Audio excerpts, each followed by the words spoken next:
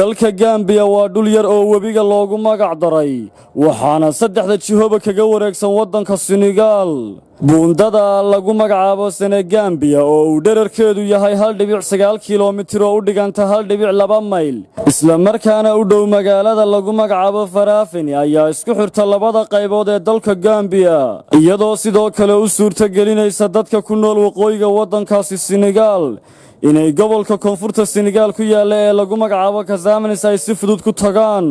dadka ayaa isticmaali jiray doon aan la isku halayn karin oo webiga ka gudbaysa amaba waxa ay gali jireen safar aad u dheer oo dhulka ah iyaga oo ka wareegaya dhanka webiga darawallada gawaarida xamuulka ah ayay maalmo ku qaadan jirtay amaba ay marmarka qaar toddobaad ku qaadan jirtay inay sugaan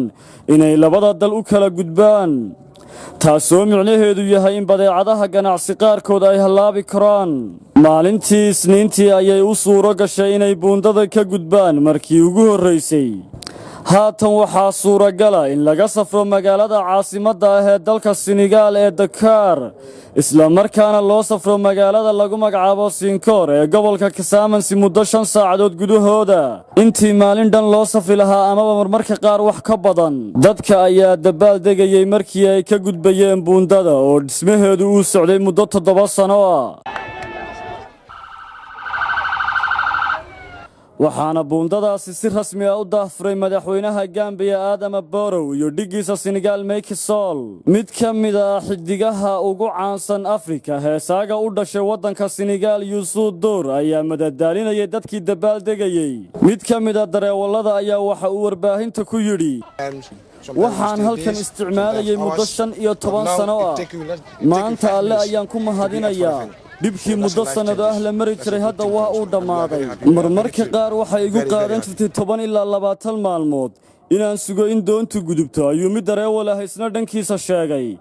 waxa uu intaasi ku daray badeecadaha ganacsiga way halaabi jireen kaliya ma aysan saameyn jirin dareewallada balse ganacsiga ayay sidoo kale saameeynaysay waxa jirtay qorshe lagu dhisayo buundada tan iyo sanadkii 1970 balse dib ayaa loo dhigay iyadoo xiriirka u dhaxeeya labada dal uu marmarka qaar xumaanayay madaxweyne Sall ayaa u mahad celiyay bangiga horumarinta Afrika ee lagu magacaabo African Development Bank kaasoo ku tabarucay lacagta dhismaha buundadaasi waxaana uu ku amaanay dadka Gambia guusha weyn ay sida wada jirka ah u gaareen madaxweyne Barrow ayaa isaguna dhinaciisa sheegay in buundadu ay soo afjarayso qarniyo ay jireen culeysyo dhanka safarka integration trade expansion haatan gawaarida yaryarka ah ee isticmaala buundada ayaa waxaa laga qaadaa $5